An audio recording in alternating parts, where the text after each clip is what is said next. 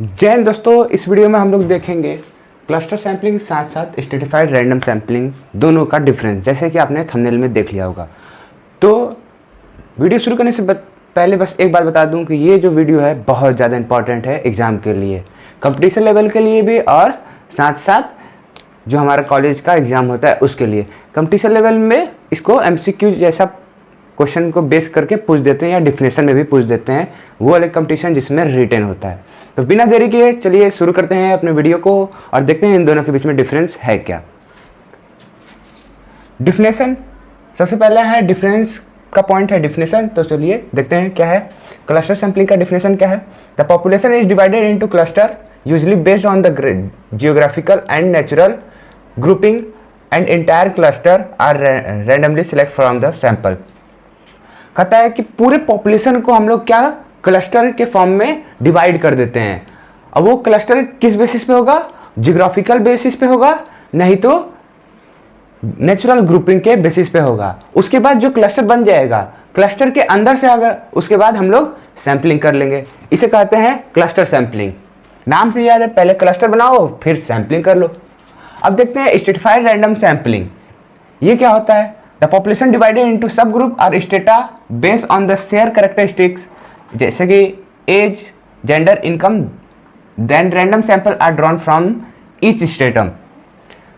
तो stratified random sampling क्या होता है, पॉपुलेशन को हम लोग सब ग्रुप में डिवाइड कर देते हैं या स्टेटा में डिवाइड कर देते हैं किसी पर्टिकुलर कैरेक्टरिस्टिक्स पे, जैसे कि एज हो गया, इनकम हो गया, जेंडर हो गया या लिटरल हो गया।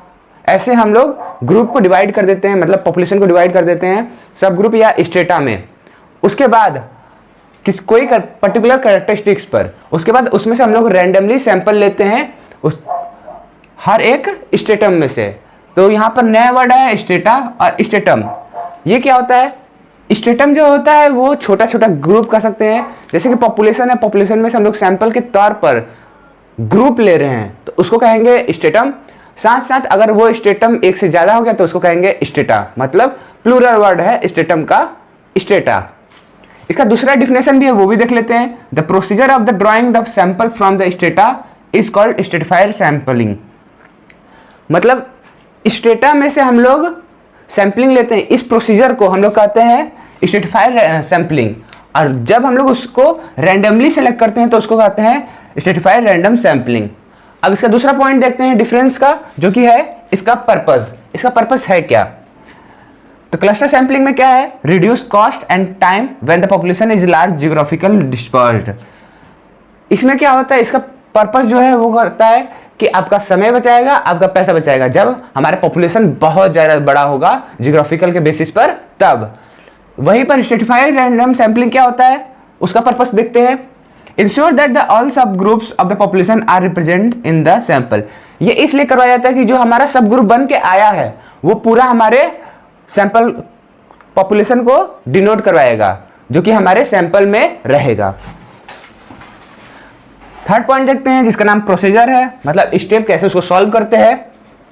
पहला है क्लस्टर सैंपलिंग के लिए फर्स्ट स्टेप है हमारा, divide the population into cluster. Example के तौर पर स्कूल, नेबरहुड और डिस्ट्रिक्ट।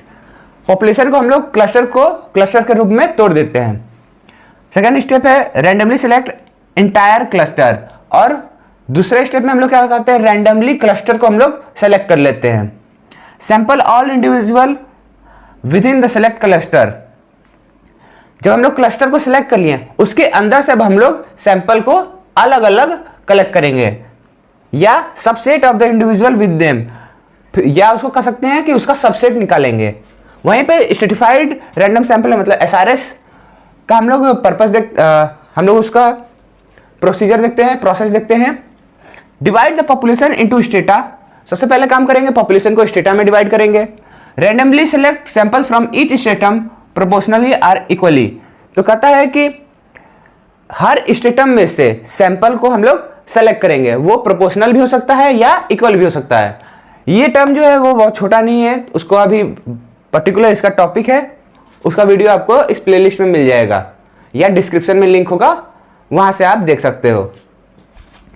यूज केस मतलब इसका केस देखते हैं। suitable when the listening all individual in the population is impractical but group are easy to identify.